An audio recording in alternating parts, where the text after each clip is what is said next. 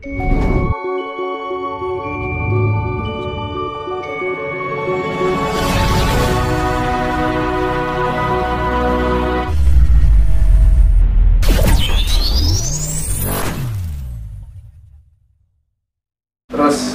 ada yang bertanya juga, apa hubungannya Satrio Piningit dengan kejadian Pulau Jawa yang akan terbelah menjadi dua? Nah, itu kayaknya nanti Pak Joko bisa memberikan sedikit responnya. Monggo Pak Joko. Untuk yang pertanyaan yang tanah Jawa jadi dua tadi, Iya. bukan berarti tanah Jawanya ini sikar jadi dua, bahkan sebenarnya menjadi tiga. Jadi tiga. Iya, dan itu sebetulnya kan di dalam ilustrasinya itu kan malah Wisanggeni itu yang membelah menjadi tiga. Jadi sebenarnya bukan tanah Jawanya, pengertiannya ini yang hilang, ambyar. Wah, ini sepakat aku nih. Sebetulnya itu. Jadi pengertiannya ini yang ambyar, banyak yang kemudian larinya ke apa ya, pengertiannya ini yang nggak ada.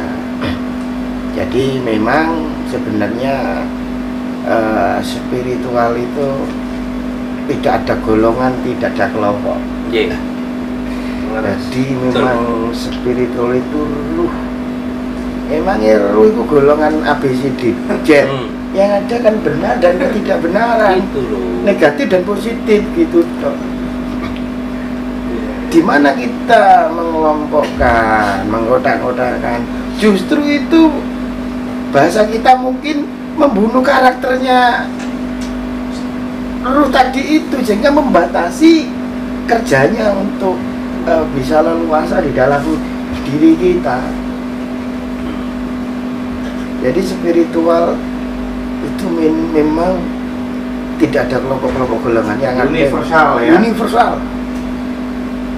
Adanya min dan plus itu aja. Mungkin ada yang mengatakan mungkin kegelapan atau kesucian, terserah orangnya masing-masing ini lah. Mungkin seperti itu Mas. Jadi tanah Jawa bukan tanah Jawanya ini, pengertiannya ini yang ambil sudah. Kemarin saya tirakat di Keramat daerah Lampung. Di situ saya melihat saya seperti sudah meninggal dalam keadaan setengah sadar. Itu maknanya apa Pak Joko? Ini ditanya Pak Joko. Di daerah Lampung, di salah satu. Ini pertanyaannya gini, Pak Joko. Kemarin saya tirakat di Keramat daerah Lampung. Di situ saya melihat saya seperti sudah meninggal dalam keadaan setengah sadar. Itu maknanya apa?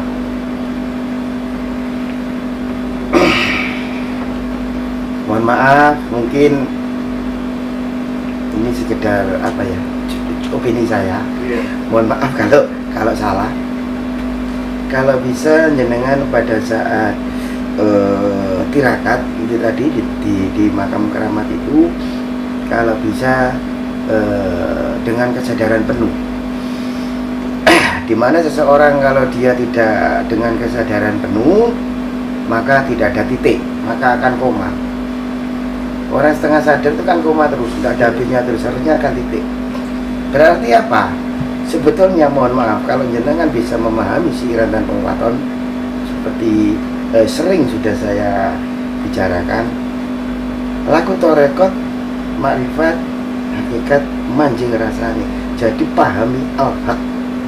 Kalau sudah memahami al-haq, maka sudah ada patokan kebenaran, dan kebenaran itu kan tergantung jenengan sendiri, tergantung orangnya masing-masing. Tetapi kalau kita sudah perjalanan spiritual, maka nanti akan ada yang menyempurnakan dari diri kita sendiri. Kembali lagi ke Satrio Piningit, Dewa Ruci ini nanti yang akan menyempurnakan. Siap. Om Bonang, ada pertanyaan untuk jenengan Om. Siap. Maaf mau bertanya Mas, kalau sudah meditasi tapi terlihat gelap saja, apa artinya itu gagal atau salah Mas? Meditasi itu tidak mengenal kegagalan dan kesalahan. Ketika kita fokus pada kesejatian diri, semuanya akan rontok, mesti nyampe. Ono syaratnya tadi, fokus dalam kebeningan ya, ketulusan. Terus ya kudu nekat. Brontoseno tadi lho. Ketika tulus, gerada kan. Ada beberapa kasus Mas, beberapa contoh ya, kasus contoh. Terus dibuka kari mlaku sik mendul. Ada itu. Jadi semuanya harus dimulai dari meditasi dan kesadaran. Dan lakon Nawaruci atau Dewa Ruci dengan tokoh sentralnya Brontoseno tadi itu sudah membuktikan kita tidak perlu cari cara lain atau metode lain untuk itu, dan metode itu sangat aplikatif untuk dunia spiritual milenial saat ini, tanpa memandang ras, tanpa memandang bangsa, tanpa memandang agama. Ketika kita ada di jalur ketulusan ke yang sejati tadi, semuanya akan ijabah Mas, semua akan terjadi. Oke. Saya sangat setuju sama Mas Bonang. Kemunafikan itu hanya diucapkan saja, namun kalau dari prakteknya banyak yang menyimpang. Padahal teori dan praktek pun belum bisa sesuai kalau tidak dirasakan. Nah, itu sebenarnya. Terakhir Pak Joko. Jadi teman-teman nanti, Kain nomor HP-mu ingat-ingat Kain. Teman-teman, kalau ada pertanyaan yang sekiranya belum terjawab saat live malam ini, silakan nanti di WA-kan ke nomor berapa, Kain? 082 082 terus 082 224 328 terus 442. Jadi itu tadi nomornya. Silakan di WA-kan segera. Habis ini kita akan offline dan nanti akan kita tayangkan besok malam ya barangkali. Namun sebelum itu ada pertanyaan khusus Bapak Joko. Caranya mengajari anak dari dini agar bisa mencapai kesadaran spiritual bagaimana? Ini satu pertanyaan untuk dua orang sebagai closing live malam hari ini. Monggo Pak Joko. Kalau untuk anak, selama anak itu melakukan apapun saja, selama itu tidak menimbulkan bahaya atau membahayakan diri ataupun orang lain, biarkan saja. Karena apa? Pada saat anak masih kecil, anak-anak nalarnya belum jalan. Apa yang jalan? Ya dari hatinya tadi. Kadang ada satu contoh, ada anak dia memberitahukan ke orang tuanya, Mama, di rumah itu tadi ada ular mah, ularnya berdiri begini. Pada saat itu orang tuanya tidak tahu kalau itu ular, anaknya cuma menginfokan kepada mamanya. Dipikir sama mamanya itu ngarang anak itu, mana masih kecil. Anak itu masuk ke rumah lagi. Kemudian anak itu kembali lagi, Ma, ada ularnya Ma, berdiri di atas meja Ma, berdiri gini Ma, ularnya hitam, kepalanya besar. Kalau tidak king cobra apalagi, kan begitu. Kemudian mamanya tadi itu, masa sih, ono tenan ta? Yuk gak percaya ya Pak, dilihat. Begitu sama mamanya tadi ini diajar sama anaknya tadi, memang benar. Ternyata memang ular king cobra. Tidak dia apa-apakan, ular itu keluar sendiri. Ini yang saya bicarakan kan otomatis membahayakan dia kan. Tetapi kan anak-anak ini karena keluguannya dia, kan ada yang menyelamatkan. Kejadian kasus seperti ini tidak satu kali, dua kali. Ada lagi pada saat anak ini mau berangkat sekolah, ngambil helm, di dalam helmnya itu ada ular hijau, ular daun. Dipegang sama anaknya, mama ada ular, buangan, nanti kamu digigit. Nggak mah, kasihan mah. Sama dia ditaruh di depan rumah, ularnya keluar sendiri. Ini kalau saya pribadi menerapkan seperti itu.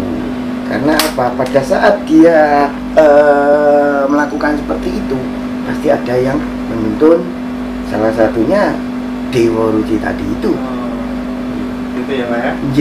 Monggo. Terakhir Mas Bonang, monggo ditanggapi Mas. Mengajari anak untuk mengajari mulai dari dini supaya anak itu memiliki kesadaran berspiritual. Praktiknya Mas Bonang bagaimana? ya saya kok memandangnya itu dari sisi terbalik Mas ya. Anak yang penuh keluguan itu justru banyak mengajari kepada kita. Lu untuk ketemu Dewa Ruci itu butuh keluguan kayak arek iki lho Mas, arek ini. Kemudian kita dengan sewenang-wenang dan merasa sok dengan nilai dan dogma mengajari anak yang lugu. Wale itu Mas. Justru saya banyak belajar dari anak kecil. Biar saya diajari anak kecil-kecil itu tentang keluguan, tentang apa adanya, keapa adanyaan keluguan. Karena syarat untuk menemuinya itu keluguan. Murni. Jadi apa sampai ngajari arek cilik? Ya. Sudah, gitu aja. Ya, anak kecil itu kan memang dia menjadi manusia apa ya, yang dia bebas kepentingan. Nah, Iya nggak? ya. Nah, Terus kita yang sudah penuh kepentingan ngajari. kepentingan kaum hitam. Nah, yang seperti itu. Sok ngerti, sok ngajari. Wale Cak itu. Dan saya sepakat dengan di Joko tadi. Asik-asik. Biarkan anak dengan keluguannya. Iya. Dia ini anak-anak Tuhan, anak alam. Jangan diintervensi. Seolah-olah kita yang sudah penuh kesadaran membentuk anak. Nah, ini intervensi lagi. Sementara kemerdekaan saya itu melepas dari dogma-dogma seperti itu. Iya. Oke, Mas Bonang dan Pak Joko bisa berjabatan tangan.